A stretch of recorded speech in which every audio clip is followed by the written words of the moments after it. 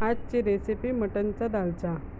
तर मटन स्वच्छ धुवून हळद, मीठ, तेल, कांदा घालून कुकरला 5-6 शिट्ट्या करून घेतले।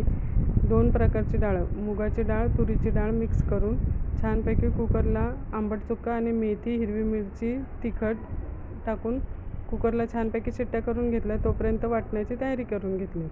वाटण झाल्यानंतर कांदा, टोमॅटो बारीक चिरून घेतले। भोपळा चिरून गरम पाण्यामध्ये उकळून घेतला आणि नंतर केली फोडणीची तयारी। फोडणीसाठी एका पातेल्यामध्ये छानपैकी तेल गरम केले आणि त्यामध्ये जिरं, अख्खा मसाला आणि कांदे घालून छानपैकी परतून घेतला।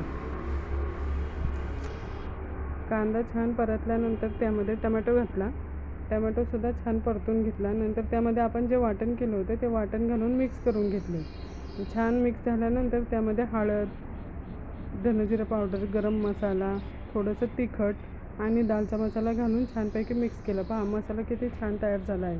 नंतर ह्यामध्ये शिजवलेला भोपळा घातला। भोपळा छान मिक्स झाल्यानंतर जे आपण मटण शिजवून घेतलं होतं ते मटण घातलं आणि छानपैकी शिजवून घेतलं। नंतर आपण जे वरण शिजवलं होतं, डाळ सगळे मिक्स डाळ, त्याला छानपैकी बारीक घोटून ह्यामध्ये मिक्स केलं। नंतर आपल्याला जेवढी कन्सिस्टन्सी हवी तेवढं पाणी घालून छान उकळी आणून दिली।